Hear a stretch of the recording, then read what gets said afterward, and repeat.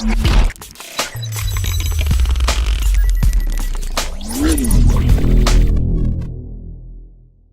now it's time for Topic of the Week. And don't forget, guys, if you want your topic discussed here on the program, you can go over to scandotv.com, click on the topics of the show button, and suggest your own topics, and we'll discuss it here for your amusement.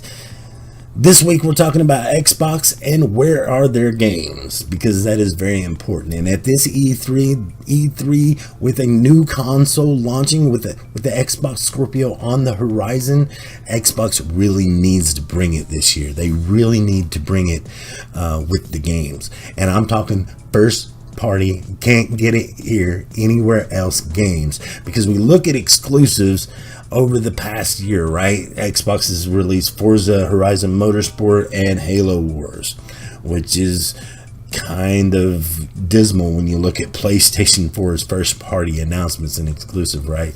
You've got The Last Guardian that came out, you have Neo, you have Nier Automata, you have Horizon Zero Dawn. I mean, it's just been boom, boom, boom, explosions of PlayStation exclusives that you can't get anywhere else. And sure, there are some of these games that you can find on PC, just like Xbox. All the Xbox games you can find on PC, right? So what is the point of even having an Xbox? Now, don't get me wrong. I don't think first-party titles sells a console. I mean, we can look at Nintendo Wii U, and that's all that console had, right? Was first-party titles, just the Mario, the Zeldas, and things like that. That wasn't enough to sell that console because there was no third-party support. Xbox, that's all they really have is these third-party support, and that's really not enough to sell consoles either. We look at PlayStation and see how well it's doing, and we can look in the past and look at how well the PS2 did. And the reason is because it's got that perfect fine line marriage of first-party games and third-party games. That's what you need. You need an Uncharted. You need The Last of Us. You need a Shadow of the Colossus or a Team Eco game. But you also need the Assassin's Creeds, the Call of Duties, the Destinies, and the Battlefields and the Battlefronts and all that. You need a perfect blend, a perfect marriage of all these things in order for your console to be successful. And right now, Xbox is relying too heavily on third-party support.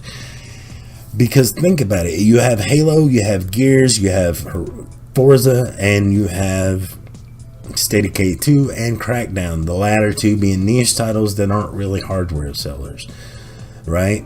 But you look over at the PlayStation thing and you have The Last of Us 2 coming up, you have God of War coming up, you have Days Gone coming up, not to mention all the games that just released. Like I said, the Nier Automata is the Horizon Zero Dawn, whatever. I mean, the list just keeps going and going, where I can count like 20 PlayStation exclusives that are out in front of us, but I can only count 3 Xbox One exclusives. That's a huge problem.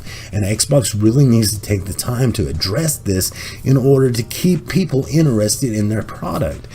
And furthermore, I think that the Play Anywhere initiative is great, but I think it's hurting the console. I really, really do, especially with the Xbox One Scorpio coming up. If that's really targeted at the premium customer, the premium gamer with the premium experience, those people are already playing your games on the PC. They're not going to be interested in the Scorpio because they got a PC that can do it better, badder, and bigger. So I'm just saying, that's how I feel on this. Yes, the Xbox One Scorpio, without doubt, is the best console out there on the market when it arrives. It's going to be the strongest thing that the console market has ever seen, and it's going to be a big powerhouse compared to the PlayStation 4 Pro. But if there's no games on it, and if I have a 4K TV or 4K PC that can run these games in 4K on PC, and you only have 1 or 2 exclusives that I'm interested in that are coming to the PC, why am I going to buy the Xbox One Scorpio? And that's been the biggest thing the biggest controversy within Microsoft right now. They are super, don't get me wrong, they are super consumer friendly right now, but maybe they're being too consumer friendly at this point. Maybe just a little bit too consumer friendly. Because they got to make money. Come on. Really hoping that at this E3 they have something significant to announce, because don't forget that they had a Scalebound, they had Fable Legends, both of those games canceled. Why? Because of delays. Games take a while. Good games take a long while to make good before putting them out there in the wild, and they sell better when they're good, right? So don't cancel any more games.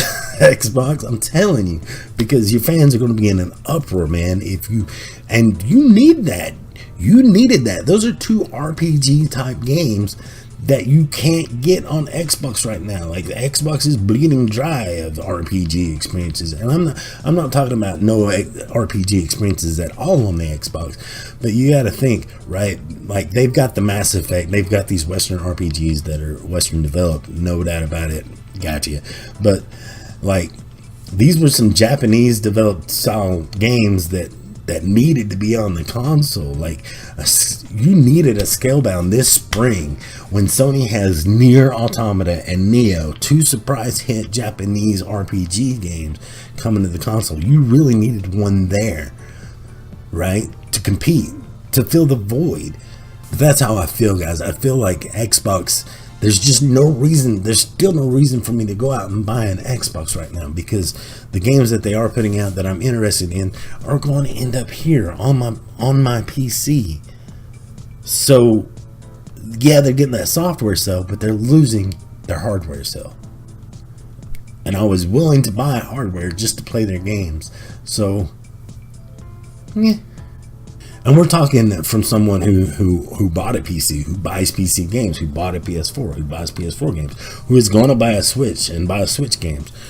I would have bought, like I said, I would have bought an Xbox, but there's no, like, Microsoft has given me no incentive to do so. Really, guys, that's all I really have to say on the topic. I think that in order for Xbox Scorpio to be successful, to be that next iteration of the Xbox One family, it really needs to start having that perfect merger of first party developed games that I can't find anywhere else, and third party games. I just think that's what it needs. What do you guys think? Don't forget to leave a comment down below. And I want to thank you guys for watching another episode. Don't forget that you can rate, comment, and subscribe, and share this with as many friends as you would like, because that's how we grow, and I appreciate you guys for doing that.